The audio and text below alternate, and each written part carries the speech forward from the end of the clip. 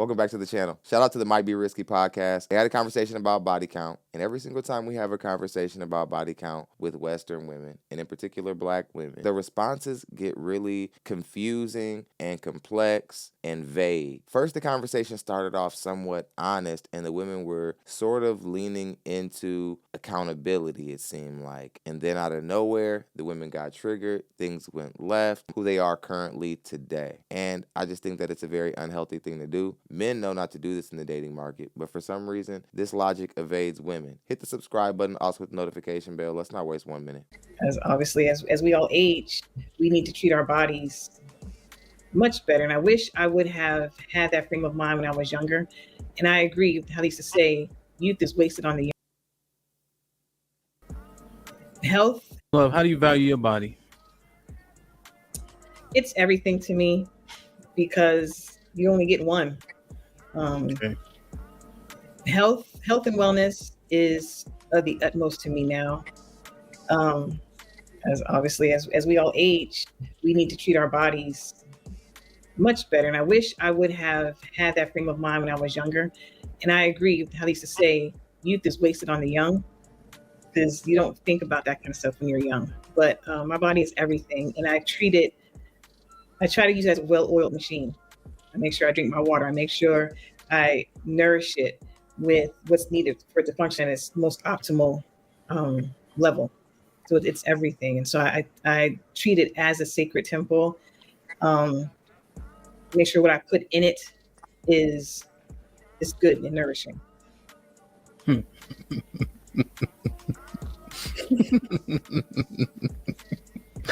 How do you value your body, Dana?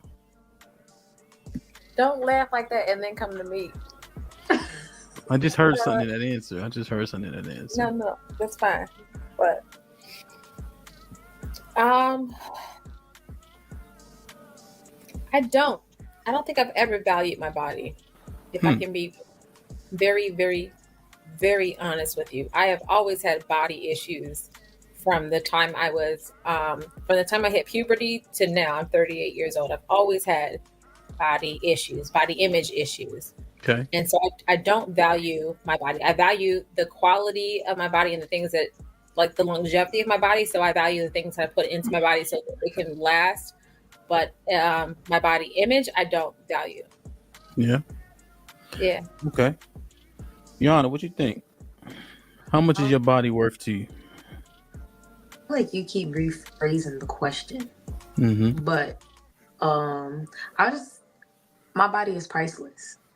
I'm just gonna leave it at that. Period. I beg your pardon. Okay. Well, I understand that. Question, ladies. Can you think of a number of men that you gave your body to that didn't deserve it? Yes. Oh, they can't hear you nodding. Absolutely. Yes. Let's go around the room. Are we putting the number? No, not Off number. the top of my head. Oh, okay. Yeah. Yes. Tell me the number. I'm interested. No, I'm not gonna set myself up. You said yes or no. Yes or no. Okay. Yes. All right. Smart. I like it. That's why you're always my favorite trainer on the team. I appreciate that. You're just crazy as hell. That's all. Sis, you said yes? Yes. Dana, you are you a yes with that? Yeah, surely. Tay? Definitely. Barry? Yes. Alex? Absolutely. Love? Yes. Would you guys say it was at the very least more than one? Yes. Notice that the woman down here in the left-hand corner, she says that her body is priceless, but immediately admits to giving her body up to somebody who didn't deserve it. Like very quick. I think she actually was the first person to admit to it. So we're already starting to notice that there's a difference between what women proclaim themselves to be and how they behave. Let's get back into the clip. And then have you given your body to anyone that you regretted? Yes. No. Damn. No. No, it was what it was kind of thing.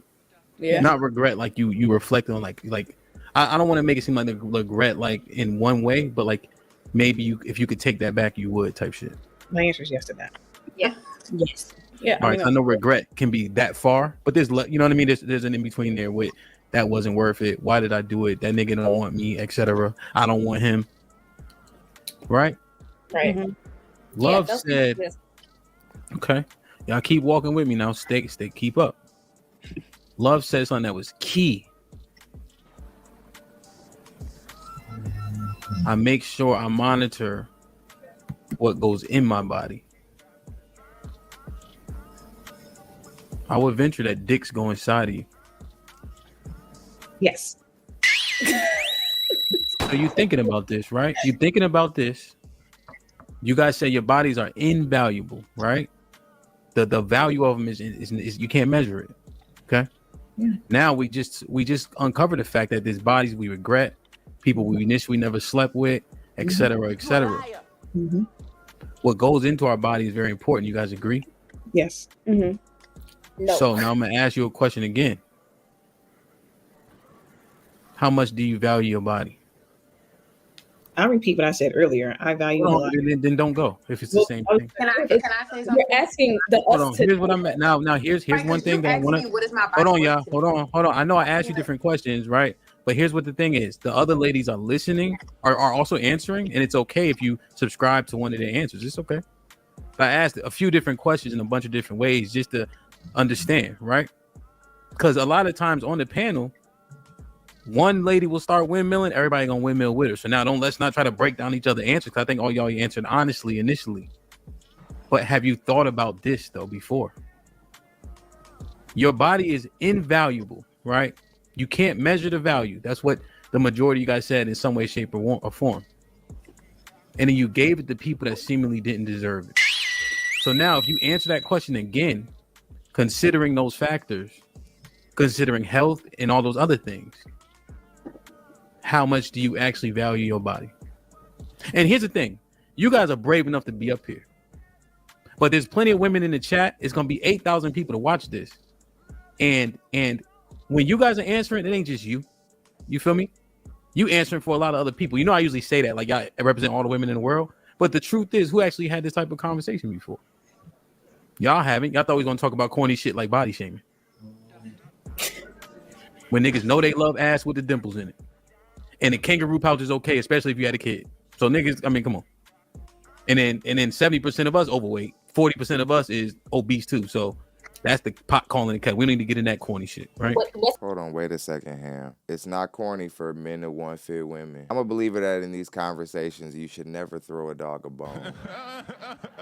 We don't want to give them that because, especially in our community, our women, they're not looking to work hard in this area. So we don't need them looking over at the men and saying, oh, you need to be in shape too. Because one thing that we're failing to leave out is that a man's fitness doesn't necessarily affect his dating outcomes as much as it affects a woman's dating and relationship outcomes. And a woman's dating and relationship outcomes bear more relevance or play more of a factor in her survival than a man's dating and relationship outcomes ever will. Because a man can take care of himself. If a woman doesn't do well in dating and relationship, she possibly ends up having to take care of herself and work harder than her position in nature intended for her to work. So let's look at it that way. Which one? Either of those of y'all being overweight. Yeah, 36% of men are overweight. Or excuse me, obese, black men. Now, women's obesity rates are much higher. Well, that's not what you were speaking on, and that's not what I asked you to repeat. Shut your mouth and your fat ass. Notice how when he mentioned that black women's obesity rate was much higher, she didn't want to continue the conversation. Because when we're talking about black women and then we bring black men into accountability from left field, it's perfectly acceptable. But if you counter that by mentioning that black women are actually doing a lot worse in that category, it's funny all of a sudden the conversation doesn't want to be had anymore. You don't find that suspicious? That we got all the stuff we're going to consider. Then we reflect back, because if you're that valuable, one body that you regret, you have to consider, you have to weight that. If you said your value was once quantified, you couldn't quantify it. So if you answered again transparently, how much have you valued your body? I don't think we've done a good job overall. Just put it like that. I don't know who that is down there. I think it says sis or something like that. I think we've had to correct her a few times on the show. But at least she's being honest. She says that women haven't done a great job. I think when we look at the single mother demographic in the black community, I think that that's all we need to know when talking about black women as a whole, if they're taking care of themselves or not. We have nothing but single mother-led households. That means you guys are opening your legs to men who aren't fathers. And I don't believe that fathers are running off on families that they once wanted to be a part of. I believe you women are having babies by men who were never going to be fathers in the first place. You feel me? But if you think about, if I'm answering exactly what you asked, what I think, I'm thinking of me right now. No, all of it matters. All the stuff that I used to do, I don't do that. Nope, that's not how life actually works, right? So everything you know. So here's why. So hold on a second. Here's why it doesn't work like that, right? Because if you start drinking and working on your liver early, you understand that the liver gets corroded, right? Why? Because time and miles matter. Just like with knees, if you're overweight and you got your knees will become compromised because you've been carrying that weight for so long. So we can't now sit up here and say all that shit is obsolete now.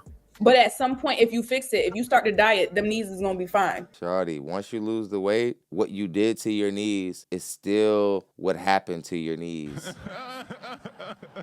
If you break a kneecap, just because you lose the weight that broke the kneecap, that doesn't mean the kneecap isn't gonna probably be sore and not at its best. Have you ever heard of a professional athlete getting injured and they come back and their statistics sort of tween and things, they don't look the same, they don't perform the same, they might lose a step in speed? A great example is a phenomenal basketball player by the name of Derrick Rose, who at the height of his career, one could say he was on his way to being one of the better point guards to ever play the game. And all it took was one injury, and he came back a solid player and a useful piece to a team. But once he lost that step after that injury and speed, we never seen him explosive the way we had typically seen him be in his career ever again after that. Not everybody bounces back like Adrian Peterson did from an ACL injury and actually come back better, which is something that's rare. That's why that moment in his career stood out, because it doesn't typically happen. What typically happens is when the body has wear and tear, it continues to be worn out. There's a scar there, or you can't perform as well as you could before. And metaphorically speaking, the dating market isn't much different. You women who have went out here and collected a bunch of bodies and whatever, you might have even wisened up about why you made those decisions, but those bodies still happen. Women try to act like once you think differently, it didn't happen, which is fucking delusion. And tear, right? If you beat your car up and you start to not beat your car up, is the car still beat up from the point you stopped beating it up? But if you get it fixed, is it still beat up? Come on, Mary. This is foolish. I don't want. Here's the thing. I don't really want to do this part because it's unnecessary. We're wasting time. So if you beat a car up, right? If you put 1,000 miles on a car over the course of 20 days, that wear and tear is different than 1,000 miles over the course of 60 days, right? Okay. So time and miles matter to anything. So the drive. Right. Time matters, which gives people time to change. Okay. Well, I'm sure you find value in things now that you did it before. That's with anybody. Okay. So you can't answer because you're saying that all your past doesn't matter. So just sit out this question. I'm saying that right now, today, I value it differently. No, I'm saying your past doesn't matter because you're trying to dismiss it because you see things differently now. So just sit out this question for a second. Right. So Coach Tay, what you think? So I get what you're saying in terms of like the damage is done. If that's the message I'm receiving, right? That's a good understanding. Like, essentially the damage is done. You can't fix what was done in the past. So considering that, I clearly don't value myself as much as I thought. But to Mary's point of like, changing or seeing the correction, I value it more now. I didn't then. I didn't more so then because of the things that I did to regret. Mm-hmm. Right. Mm-hmm. All that stuff has to matter, right? Because what you want to think of it, Mary, is scars. You can always see them. You always know where they are. And you can remember the bike that you fell off when you got that scar. And so you got scarred or PTSD, which is the reason why you may or may not approach things the same way. That's why the past matters. So everything that you accumulate with your body, how you've treated it, given that we regret some things that we experienced, how do you think you valued it? I didn't value it. Okay. How come? What make you say that? That's saying didn't, like not at all. Why is that? Because I just didn't. To me, it just wasn't. Things weren't like such a big deal. Like it wasn't. I was a very dismissive person. Like to me, it was just like whatever. Like you know, didn't really care about much going on. Yeah, apathy is protective in a way, right? Because it's easier not to care, seemingly, right? That's solid. That's solid. Okay, and that's why I was diving into like, let's really look. We can give cliche answers all the time. Remember, I had to tell y'all niggas y'all was average, because for some reason I was walking around thinking y'all was 9s and 10s. So says the 4. Yeah. And I'm a 4, right? So if I, so I ain't afraid to be a 4. I ain't afraid to be a 7. Stop lying! A 7, shawty, listen.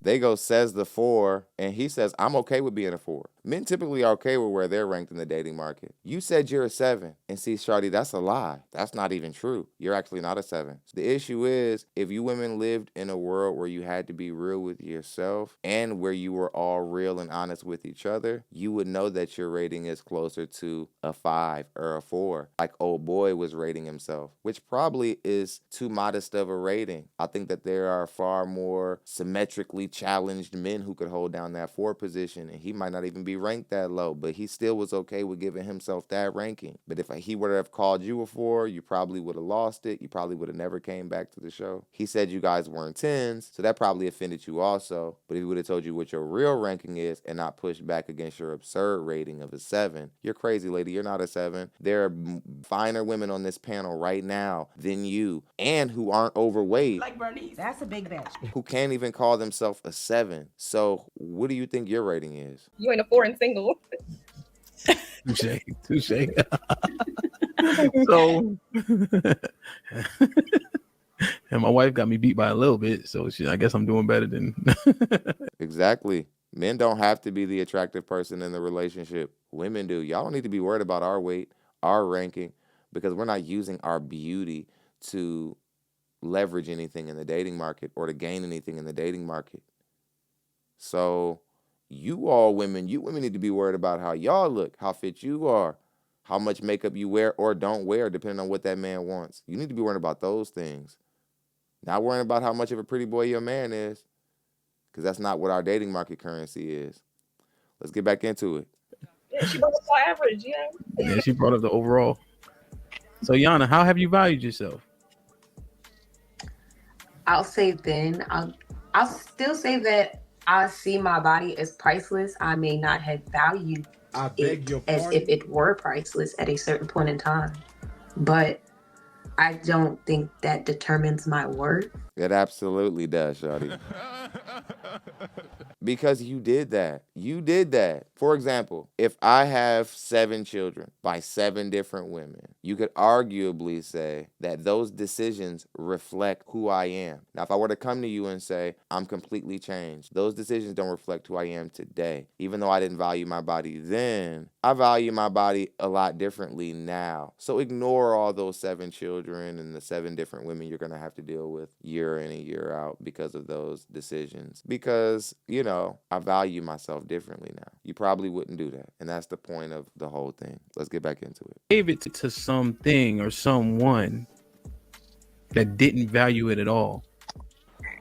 Right? But you gave it to them. You sold it to them. They bought it from you. Did that put a value on it? No. Well, think about this, right? If you get associated with something that costs $20, right? So let's say you got 2 toothpastes and there's all toothpaste on one row that are worth $7, right? But I put the wrong toothpaste on that row that's not worth $7, but also doesn't have a price tag. And it's been associated with $7 toothpaste since I went in that store. What am I going to assume the price is of that toothpaste? I get what you're saying, like birds of the same feather flock together. What am I going to consider the price? Well, first off, what am I going to consider the price of that toothpaste to be? You're going to consider it to be what everything else is, but $7, right? Okay, then. I think we should just leave it at that. That's how I'm going to just leave it at that, I feel. No, because it's important to answer and then you can add context. So it would be $7. I get what you're saying. I get your point. Yeah, but go ahead, break it down. Break it down. what is there to break down? I don't feel like there's anything to break down. I just because, you know, at a point in time I didn't value myself doesn't mean that my worth is I don't feel as though my body is priceless.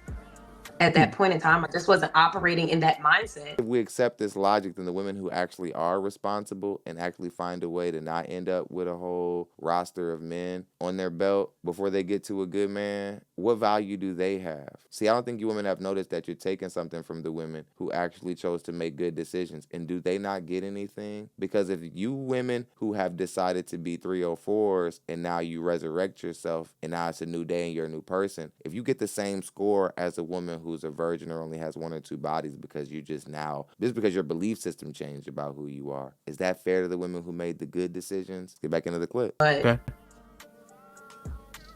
you know, so. Right. So, Ham, isn't that the lesson to learn overall over time, since you can't go back in time? So what she's saying is she learned it, married to. So now you're putting the right amount of value on your body now because you learned. You can't tell me that there isn't a woman. Well, I won't speak for every woman, but I know that there are some females out here who have laid down and done the do and been like in the middle of the do is like, I know I'm not worth this. Oh, I'm better than this. So just because I did it in the moment with somebody I know it wasn't worth it at all, and I knew I was gonna regret it right after. In that moment, I still felt like I'm the shit. But like, it don't make sense, but in my head, we just gonna leave it at that. But that's how I feel. That's stupid. It don't make sense, but let's just leave it at that. But that's how I feel in my head. Now I see why you women are so fucked up in the dating market. Because that's not how reasonable people come to conclusions. See, this is why sometimes you women, you call your girlfriend up and you don't even really want her to give you real advice. You're like, bitch, just listen. Don't say nothing back. Just let me talk. Because you just want to save space for your bullshit and for your lies, the lies you tell yourself. You just want to be delusional in peace. You know that what you're saying don't make no sense and you don't want anybody to press back. How are you supposed to get help with your problems? My personal opinion. If one of the ladies had to respond to Yana's commentary just now, what should you say? I'm just confused. Yeah, to me, it sounds like a discussion of one's ego and their worth being tied together. Like, I tie my ego to what my self-worth is, kind of to me. You get off of doing whatever you do. I mean, that ties into like... Yeah. All right, let me interject real quick. Alex, maybe you shouldn't have stepped up to answer the question. I mean, I think it's just the opposite of what Alex was saying. I think men are good at selling you a dream or just looking real edible, or just they're saying the right things. They're in the right place, right time, and then you give in. Then you're like, hold up, what? Oh, so it's our fault now that y'all open your legs to the wrong men? Of course. Here we are, back to blaming black men for why you can't make a good decision. Oh, black men, we're just smooth criminals, huh? We're good at showing you that we're a good man in the beginning, and then we become something else after the man gets the draws. That's not even true. The truth is most of the time, it's just like when y'all have a baby by a man. Y'all don't even take an honest look at the man until after he cracks you. But really, even with sex, it's different. When after a black woman has sex with a man, that's the moment she actually starts to take him serious. Because black women really have a thing in their mind where they really value a man, what a man can do for them in bed, way more than the stuff that really matters long term. On that, I think now though, Yana, you're still in your 20s, still kind of in your prime, like no kids. I would say, yeah, just treat it like it's supposed to be treated. But what do you, if you were her coach, what would you tell her? If she's saying in the middle of an act, you regret the person, place, time, act, but I'm still the shit. But the person has no value, and then this process has been duplicated. Are you gonna then say you got Tom? Yeah, she still has complete insanity. She's like, yeah, I laid down with him. I knew he wasn't shit, and I knew that I shouldn't even have been doing it in the first place. But even in that moment, I still felt like I was the shit. Because in a black woman's mind, as long as she's got a little spunk or a little bit of attitude and she pops her hip out, then what she's saying has a little bit more credence. Or maybe that moves it closer to being the truth because she said it with a little bit of spunk. Stupid logic. Let's get back into it. Where's the correction is what I'm asking. Well, it's good that you came to the realization, but that's a little late. But you know now what to do moving forward. Don't even entertain it. Damn. But sis, did you hold her accountable by saying the man talked her out her drawers? Well, she knows he did. And that's You how I don't. got I to it. didn't You say sure? that. I didn't say that anybody talked me out of my drawers. See? Nothing like See? that. I laid down. I did the act. I'm saying it was.